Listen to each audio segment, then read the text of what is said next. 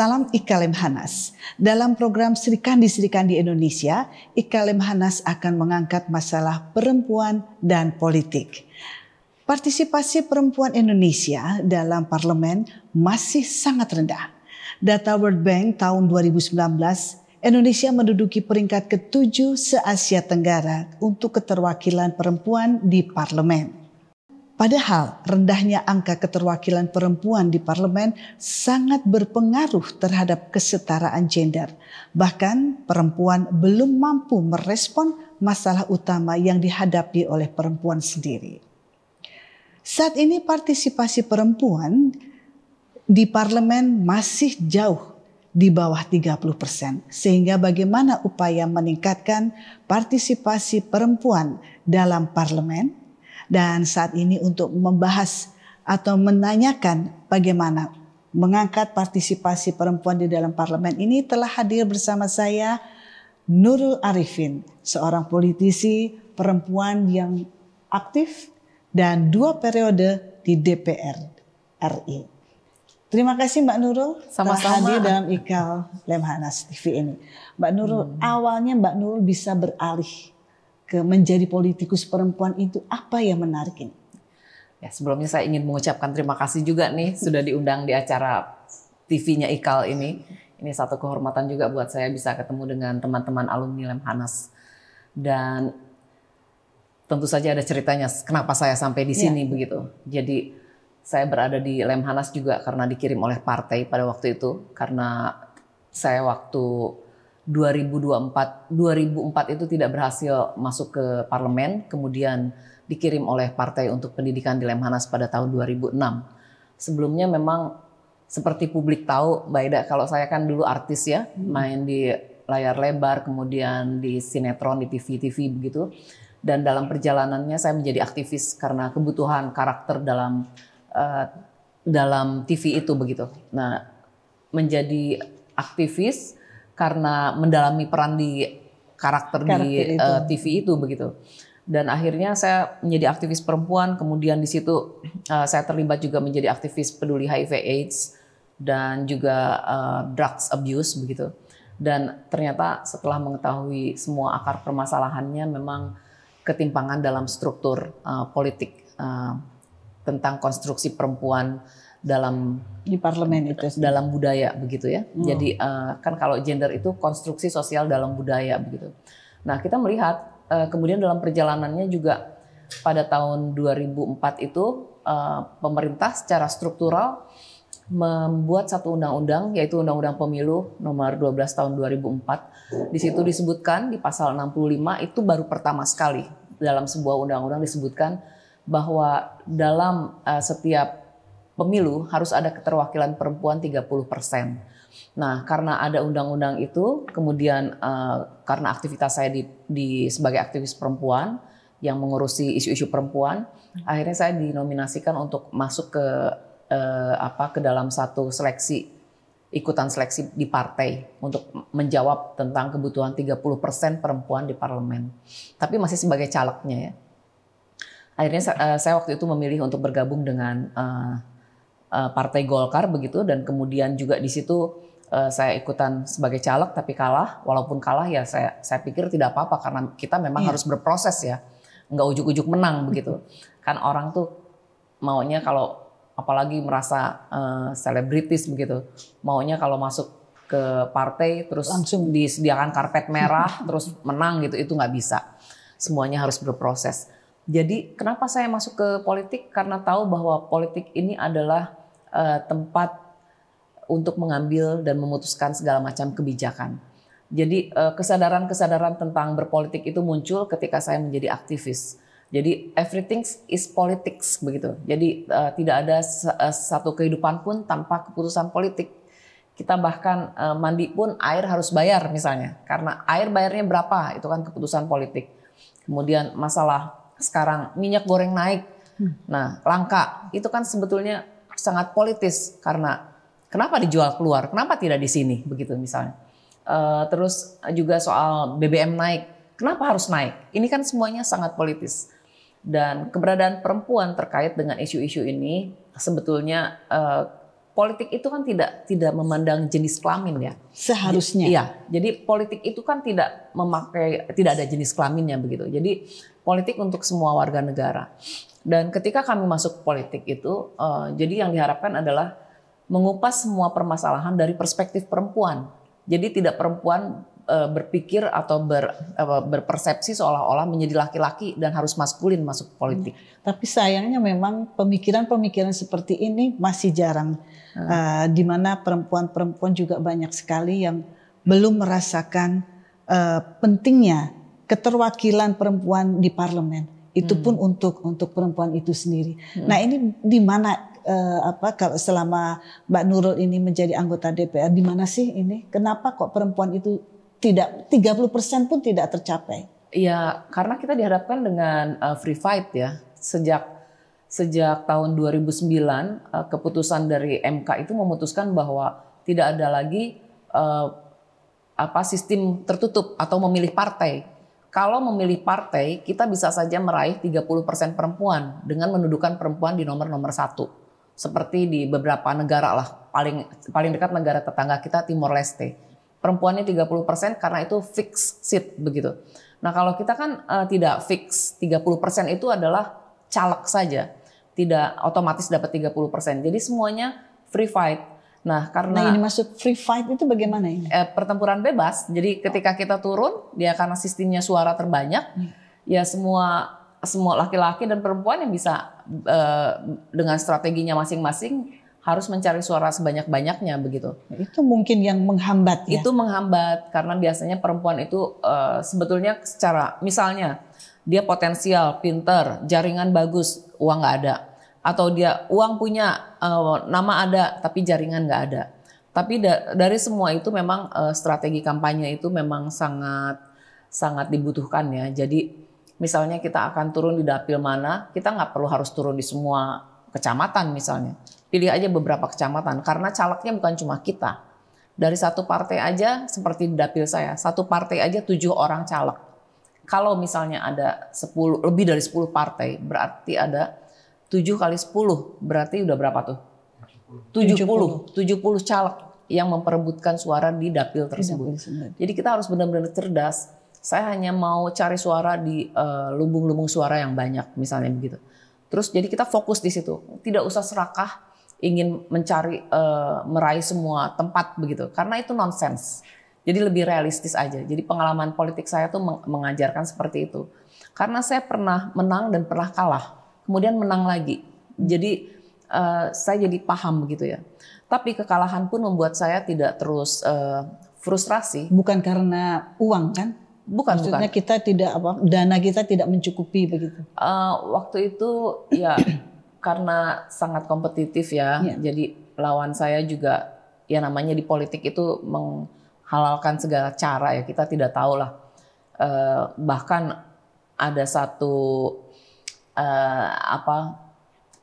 keyakinan kalau di para pria itu mengatakan termasuk untuk curang pun itu adalah seni berpolitik gitu. Jadi dengan menghalalkan segala macam cara disebut sebagai seni berpolitik. Jadi tantangannya seperti itu. Ya kita kalau sudah perang ya kita perang aja. Jadi itu yang membuat saya biasa di lapangan, biasa bertempur. Jadi bisa dikatakan hal-hal yang berbagai cara itu seni politik juga cukup membahayakan. Apalagi untuk perempuan yang baru mau memasuki dunia politik. Nah ini mereka harus dibekali apa ini menurut? Keberanian dan harus dalam mempertahankan pendapat, kemudian berani berbicara. Iya, berani berbicara, berani untuk karena politik itu sangat keras gitu, dunianya sangat keras. Jadi kita harus punya keberanian. Jadi secara fisik jelas karena kita banyak turun ke lapangan, secara psikologis karena kita akan pasti banyak tekanan, belum nanti kalau mendapatkan black campaign, negatif campaign. Jadi segala macam itu kita harus hadapi dan jangan membuat kita down gitu ya. Kan banyak kan perempuan tuh kalau misalnya ketemu tembok tuh langsung ya udahlah gitu ya. Kalau saya tembok, oke. Yang mana nih yang bisa saya cari jalan untuk keluar dari tembok? kayaknya seperti itu. Dan lebih banyak begini juga Mbak. Jadi dinasti politik ya. Dinasti politik itu membuat perempuan yang terpilih di parlemen banyak. Kira-kira dari angka 132 orang perempuan dari 575 ini ya.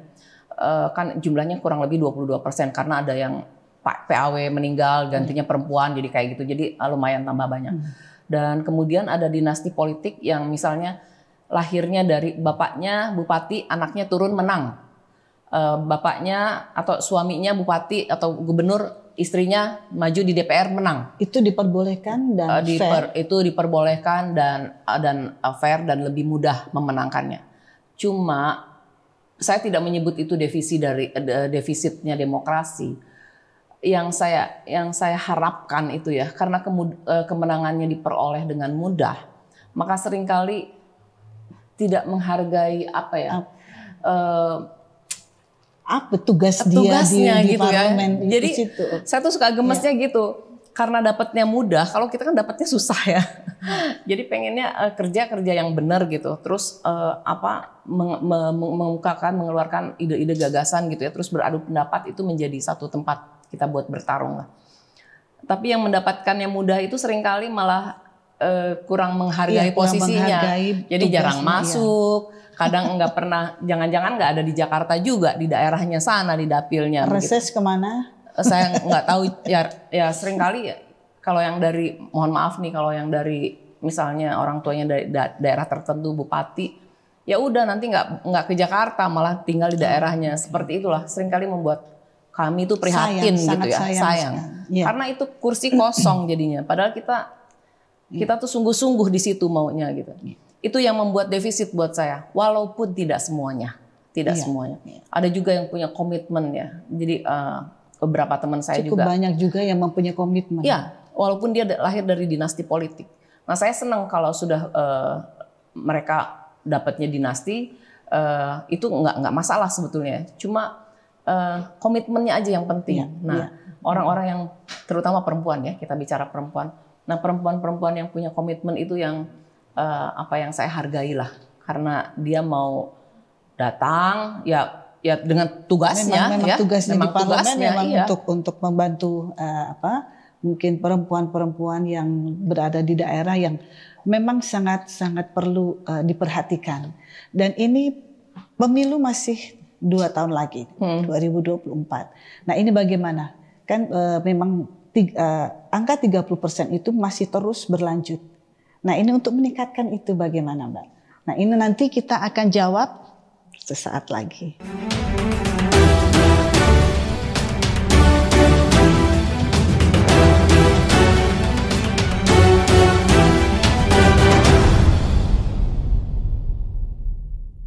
Ya, Mbak Nurul, bagaimana untuk mempersiapkan perempuan-perempuan yang mulai memasuki politik ini? Karena memang diharapkan angka 30% itu tercapai. Karena saat ini kalau 30% itu tidak tercapai, kemungkinan keterwakilan masalah-masalah yang dihadapi perempuan pun juga akan kurang bisa terpenuhi ini, Pak.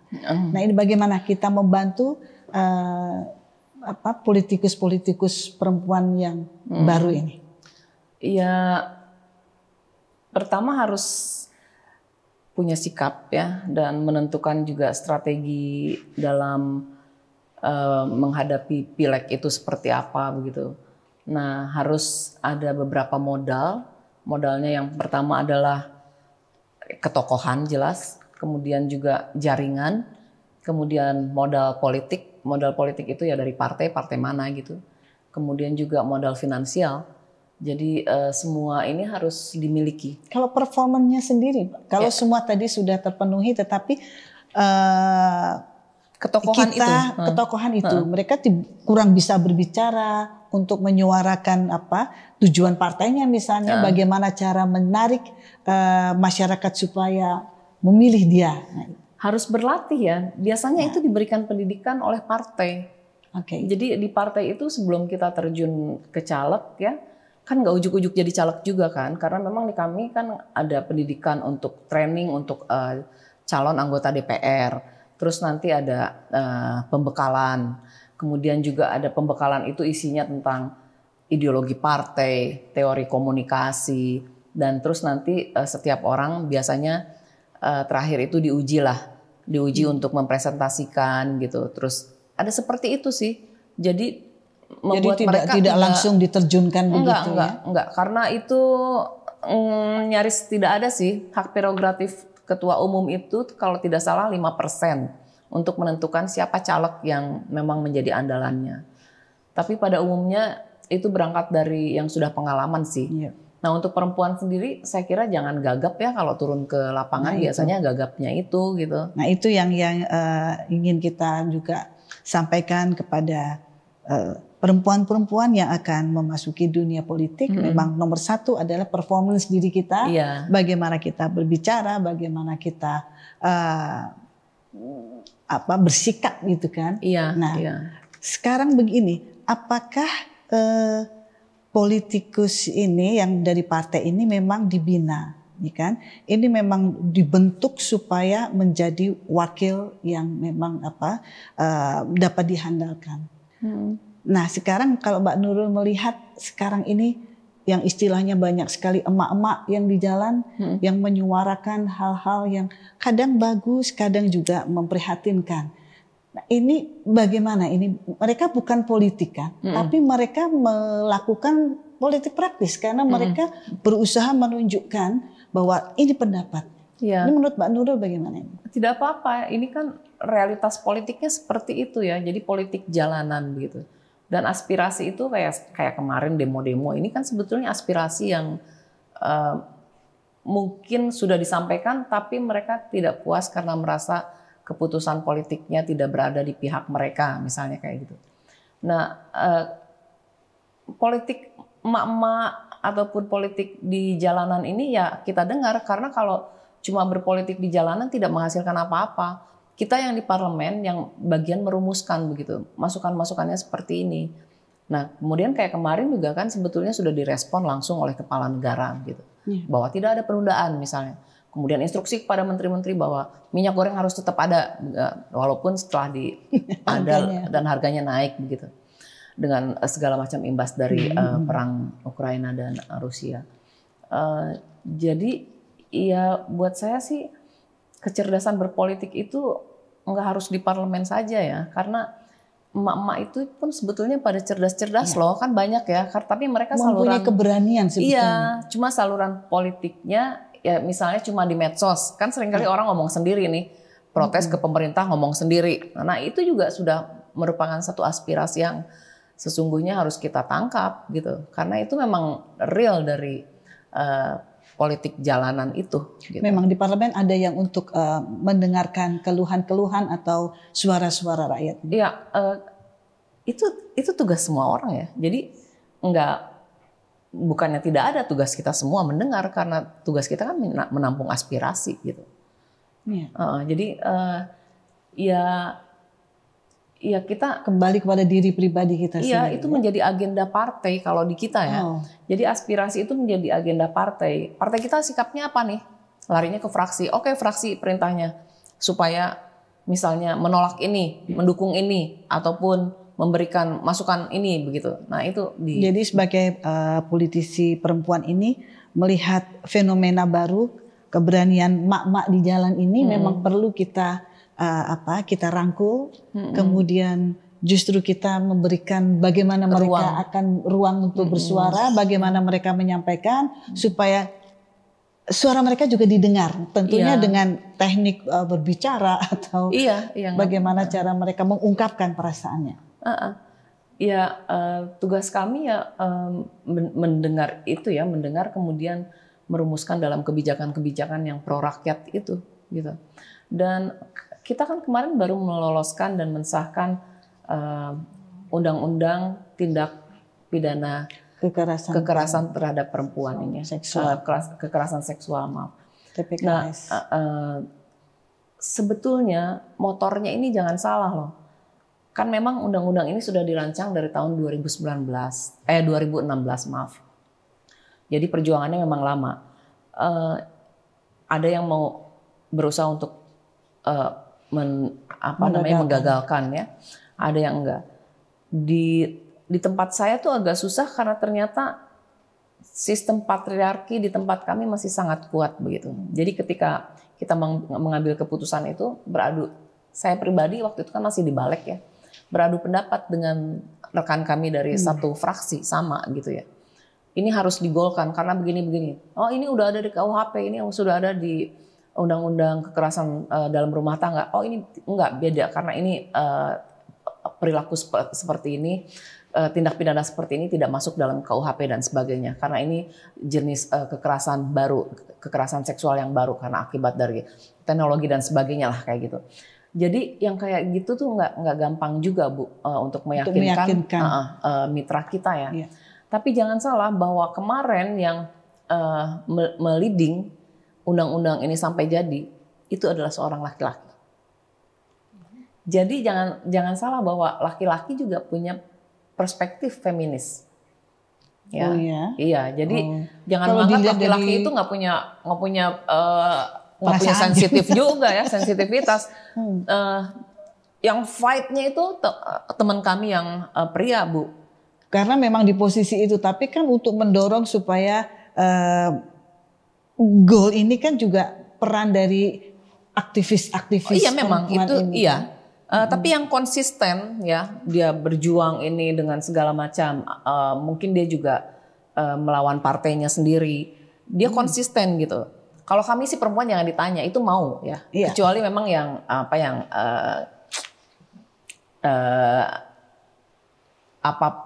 menganalisanya beda lah dengan segala macam pengen menggagalkan gitu. Kalau kita melihat itu suatu kebutuhan gitu. Nah jadi karena dilihat dari data-data itu meningkatnya tinggi sekali. Iya, di dalam berbagai macam undang-undang yang pro rakyat terutama pro perempuan, jangan dikira bahwa di situ cuma perempuan saja yang menggolkan, tapi banyak juga pria-pria yang bapak-bapak yang mempunyai perspektif feminis, feminis tentu saja, dan melihat itu sebagai satu persoalan yang memang harus dibuat undang-undangnya gitu. Itu keharusannya. Baik Mbak Nurul, untuk sebaliknya banyak juga perempuan kan yang tidak mendukung undang-undang ini. Jadi ya, mereka atau mereka belum merasakannya bagaimana sakitnya menderita kekerasan seksual itu. Lebih pada ini sih, ini undang-undang liberal, western dan sebagainya gitu kan. Jadi seringkali kita ngurusin perempuan, tapi seringkali bertemu lawannya perempuan juga. Nah itu ironisnya kayak begitu.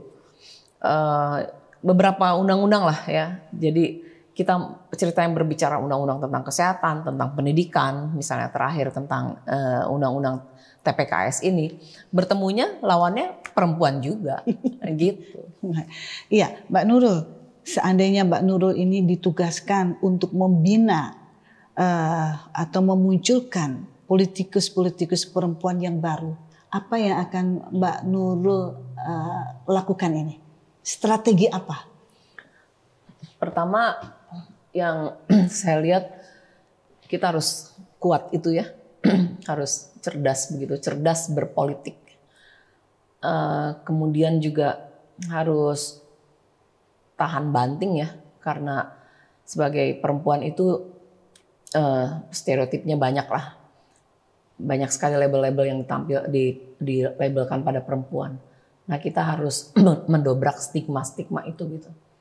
Dan sekali lagi bahwa politik itu tidak berkelamin, tapi orang melihat kita sebagai the second sex itu masih ada gitu. Jadi tetap kalau saya sih berharap perempuan-perempuan yang mau masuk ke politik itu, satu harus punya komitmen, memperjuangkan isu-isu perempuan, dan melihat semua persoalan dari perspektif perempuan, tidak kemudian jadi laki-laki, karena itu justru yang akan mewarnai. Kemudian ya harus konsisten aja. Harus konsisten. Ya, jadi tetap harus masuk partai? Iya dong. Harus masuk partai. Enggak, nonsens tanpa masuk partai. Gimana mau jadi anggota parlemen, tidak ada yang independen soalnya. Iya. Jadi untuk masuk ke dalam sistem. Masuk ke dalam sistem itu. Jadi memang itu adalah persiapan untuk 2024. Iya. Semuanya sudah harus prepare bagi ibu-ibu atau perempuan-perempuan yang akan memasuki dunia politik. Seperti kata Mbak Nurul tadi, sudah harus siap, sudah mental dan komitmen, dan itulah yang sangat kita perlukan. Dan itulah yang kita perlukan juga. Indonesia masih memerlukan banyak sekali politisi perempuan. Tugasnya juga adalah untuk membantu sesama perempuan juga untuk mendengarkan keluhan-keluhan, dan tentunya ini Mbak Nurul juga sudah berpengalaman di situ. Baik Mbak Nurul, terima kasih atas kehadirannya di IKA Lemhanas TV. Ini adalah program Sri Kandi Indonesia, di mana Mbak Nurul kami nilai juga merupakan Sri Kandi Indonesia, salah satu Sri Kandi Indonesia, di mana karena perjuangan juga keberanian, membuat inspirasi juga untuk perempuan Indonesia. Terima kasih sekali. Terima kasih. Dan demikianlah tadi perbincangan kita dengan Nurul Arifin, politikus perempuan. Salam IKA Lemhanas. Salam.